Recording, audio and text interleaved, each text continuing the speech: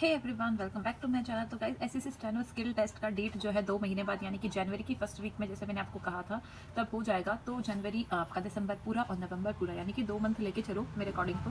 ठीक है, तो 2 महीने आपके लिए बचे हैं स्किल टेस्ट में, तो लग जाइए, जी जान लगा दीजिए, क्योंकि 2 महीने देखा जाए तो बहुत कम टाइम आपके पास बचा है। क्योंकि पहले जैसे हम कंपेयर करें तो पहले जो टाइम मिलता था वो होता था 4 से 6 महीने का, तो अब जो अगर देखा जाए तो अब 2 महीने बहुत कम है। यानी कि जो बंदा बेसिक जिनका कंप्लीट है, आई मस्ट से कि वो ही आगे प्रिपेयर करे, क्योंकि अगर आपका बेसिक कंप्लीट नहीं है तो it is not possible for you to complete everything in just 2 month. तो ये बात ज़रूर ध्यान रख लेना, ठीक है। और ये वीडियो भी उसी बेसिस पर है।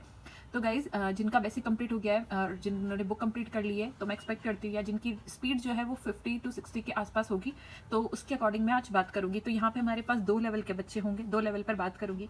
फर्स्ट ऑफ ऑल, जिनकी स्पीड जो है वो होगी 50-60, ठीक है, और या फिर आपने अपना बेसिक कंप्लीट कर लिया, अपनी बुक कंप्लीट कर ली, ठीक है। और जो नेक्स्ट जो लेवल होगा वो आपका होगा लेवल 2 जो होगा, उसमें होगा आपके 80 से 100, यानी कि आप 80 का मैटर जिन्होंने पहले क्लियर कर लिया होगा, या फिर जिनको 80 आप लिख लेते हैं इजी डिक्टेशन, ठीक है, और 80 पे आप थोड़ा अच्छा लेवल नहीं लिख सकते, या 100 पर जिनको अपना स्पीड करना है, जिनका लेवल 100 पर आपको करना है, यानी कि ग्रेड सी के लिए।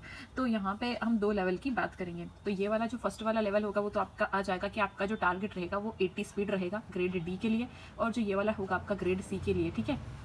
और एक चीज़ मैं आपको और क्या देना चाहती हूँ कि अपना स्किल का लेवल, यहाँ पे जो बच्चे हैं जिनका 80 स्पीड जिनका टारगेट है, तो उनके लिए तो मैं कहूँगी कि आपका जो, अगर हिंदी मीडियम आपका है तो आप रामधारी का पार्ट 1 जो है बहुत अच्छे से कर लीजिए, ठीक है। बहुत अच्छे से इन द सेंस बहुत ज़्यादा अच्छे से, लाइक अभी जो स्किल टेस्ट हुआ है, मैं अपना एक्सपीरियंस बताती हूँ, नॉट सिर्फ मेरा ही नहीं, बाकी सब बच्चों का भी। तो अभी जो कॉपीज़ जो चेक हुई है वो बहुत अच्छे से चेक हुई है, ठीक है। जिन्होंने भी एक्सपेक्ट किया था कि उनकी 5% एरर होगी, तो उनकी मोर देन 5-7% समथिंग एरर हुई है। मेरे खुद के 3% मैंने सोचा था, और मेरा खुद का 4.5 समथिंग एरर हो गई।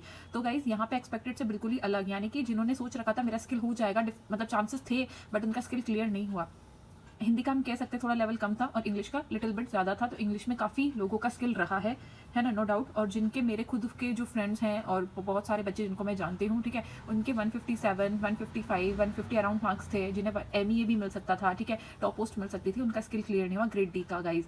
तो ये आप कह सकते हो कि स्किल बहुत अच्छा चेक हुआ है, पहले जैसा नहीं होता था कि, और कि जैसा केसी का एग्जैक्ट दे दिया या फिर रामधारी से एग्जैक्ट दे दिया। और चेक का इन द सेंस कि बच्चे ने कॉमा की मिस्टेक अगर नहीं काउंट करे तो भी मिस्टेक काफ़ी ज़्यादा आ गई थी। आई डोंट नो इन्होंने कॉमा की मिस्टेक काउंट की है या नहीं। तो अपनी जो कॉपी वगैरह होती है उसे इलोबरेट बहुत अच्छे से करें, लाइक उसे आपको बहुत अच्छे से चेक करना है। सिर्फ आपको लिखने पे ध्यान नहीं देना, एक एक मात्रा का, एक एक स्पेलिंग का आपको ध्यान रखना है। स्पेलिंग और मात्रा से रिलेटेड बहुत डीप आपको ध्यान रखना है कि किसके मार्क्स कटते हैं या किसके नहीं, हर एक चीज़ देख के। क्योंकि मुझसे ये मिस्टेक हुई थी गाइस, मुझे किसी ने कह दिया था कि जो ऊपर बिंदी होती है जो प्लूरल में हम लगाते हैं वो उसके मार्क्स नहीं कटते। तो ये बहुत ज़्यादा, मतलब बहुत ज़्यादा इसकी मिस्टेक्स मेरे चली गई थी। तो इस चीज़ का आपको बहुत ज़्यादा ध्यान रखना है। खैर, मिस्टेक्स पर मैं आपको एक बहुत डिटेल वीडियो लेके आऊँगी, उस पर हम बात करेंगे। आज जो बात करेंगे वो कि आप स्किल कैसे प्रिपेयर करना है उसके लिए। तो अगर मैं मेरी बात करूँ तो मुझे जैसे मैंने 2 साल पहले 2020 में मैंने स्किल नहीं दिया था, मेरा प्रिपरेशन इतनी अच्छी से नहीं थी, क्योंकि बस मैंने बेसिक कंप्लीट कर रखा था और मेरी स्पीड 50 to 60 समथिंग थी। तो मैं स्किल बस देने गई थी, बट लिखा मैंने वहाँ कुछ नहीं था।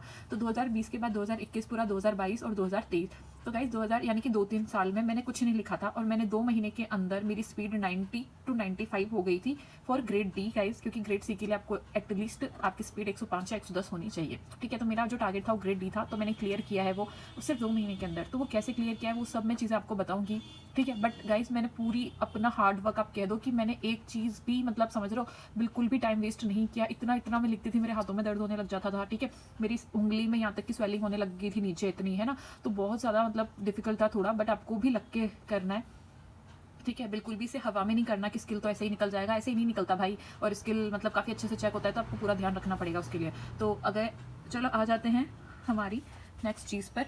तो गाइज़, फर्स्ट ऑफ ऑल कि आपको, अगर आपके आसपास कोई कोचिंग सेंटर है तो आपको ज्वाइन कर लेना है। मेरा स्किल का डेट आते मैंने, जैसे कि मैंने कहा था कि 2-3 दिन बाद ही मैंने अपना पास में कोचिंग इंस्टीट्यूट से ज्वाइन कर लिया था। और कोचिंग इंस्टीट्यूट में क्या होता है गाइज़, आपका एक फ्लो बना रहता है, ठीक है।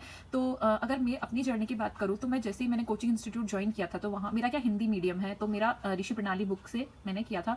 तो मैं गई तो सर ने बोला कि आपको 2-3 साल हो गए, तो आपको रिवाइज करने के लिए 20 दिन लगेंगे गाइज। फरवरी में स्किल था, और 20 दिन यानी मैं 1 जनवरी को कोचिंग गई थी। तो वहाँ पे 20 दिन यानी कि 20 जनवरी को मेरा वो सिर्फ रिवाइज़ करवाते हैं, बट मैंने प्रेशर डाला सर को कि सर मैं 10 दिन में ही सब रिवाइज़ कर लूँगी और आप बुक स्टार्ट कर दीजिए। तो 10 दिन में उन्होंने बुक स्टार्ट करवा दी मेरी और मैंने लिखना स्टार्ट किया, रामधारी वाला बुक स्टार्ट किया। रामधारी वाला मैंने 3 बार कंप्लीट कर लिया था गाइस, और रामधारी 2 के भी मैंने 10 समथिंग लिखे थे, फिर उसके बाद तो स्किल का डेट ही आ गया था।